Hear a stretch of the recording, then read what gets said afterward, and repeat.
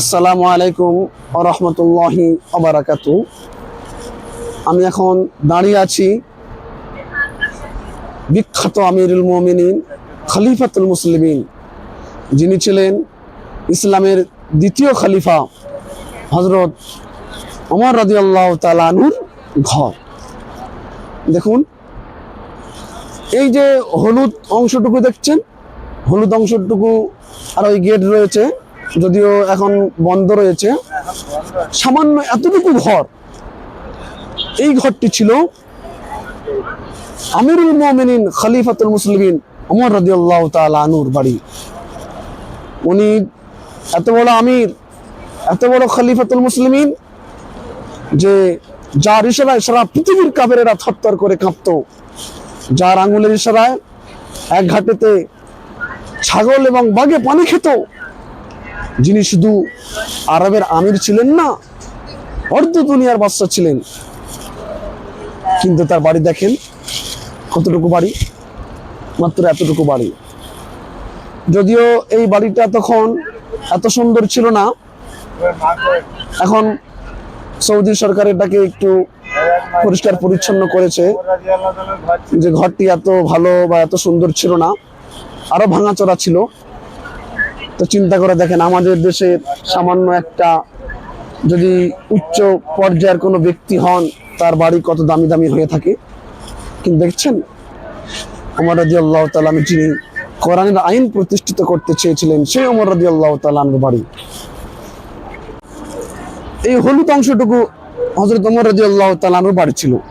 এই হলুদটুকু ওই ওই ওই ওই কোণ থেকে নিয়ে এই এই কোণ পর্যন্ত, এই যে কালো অংশ দেখছেন এটা নয়, এই যে মিনারটা দেখছেন মিনারটি নয়, এই এত এত এতটুকু। ওই যে উপরে একটু ডিজাইন দেখছেন, পাথরের কাটা কাটা ডিজাইন, ওখান থেকে এতটুকু। যিনি অর্ধ দুনিয়ার বাদশা ছিলেন, কিন্তু সামান্য ছোট্ট ঘরে তার জিন্দেগিটা গুজরে গেলেন। আর এই সাইডে ওই যে মিনারগুলো দেখছেন, ওই যে মিনার, ওই বড় ওই ছাতা দেখতে পাচ্ছেন, আমি একটু জুম করি, বুঝতে পারবেন। হ্যাঁ, এই যে জুম করলাম, ওখানে এই যে ছাতা ছিল, ওইখানে প্রিয় নবী সাল্লাল্লাহু আলাইহি ওয়াসাল্লামের বাড়ি ছিল। মা আয়েশার ঘর ওইখানে ছিল।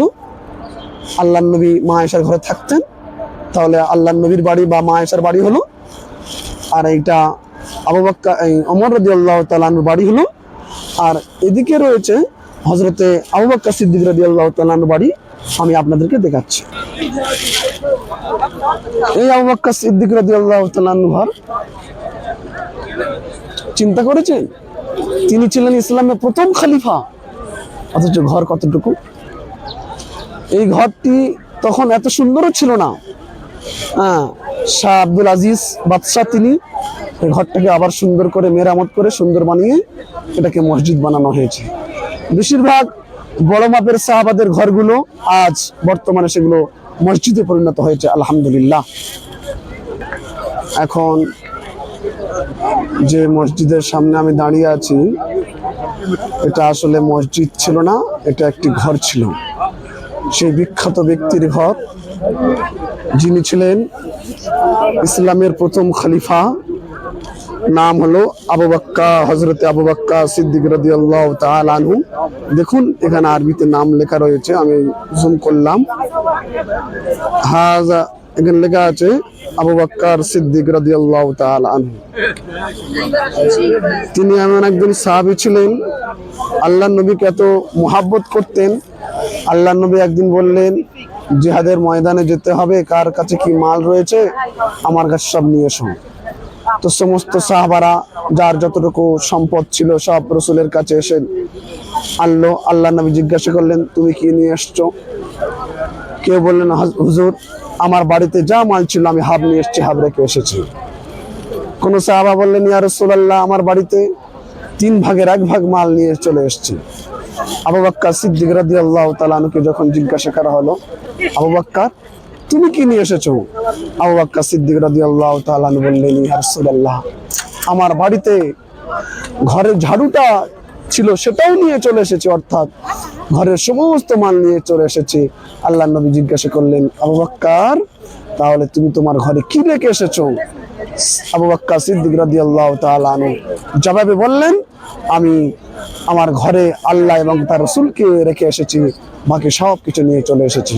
তাই বরকতান স্বরূপ মানুষেরা এখানে এসেছেন নফল নামাজ পড়ার জন্য। আজ আবু বকর সিদ্দিক রাদিয়াল্লাহু তাআলা আনহুর ঘরটি মসজিদ হয়েছে। ওদিকে যে ওমর রাদিয়াল্লাহু তাআলা আনহুর ঘরটি আমি দেখালাম, ওটাও আজ মসজিদ হয়েছে।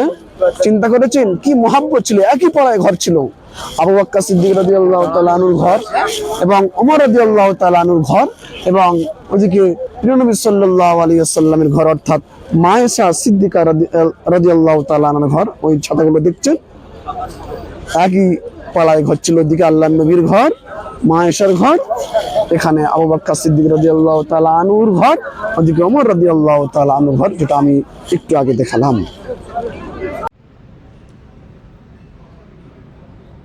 এটা হযরত আবু বকর সিদ্দিক রাদিয়াল্লাহু তাআলা আনহুর ঘরের ভিতরের দৃশ্য, যেটা এখন মসজিদ তৈরি করা হয়েছে। মানুষেরা বরকতান স্বরূপ এখানে নামাজ পড়ছে, 2 রাকাত করে নফল।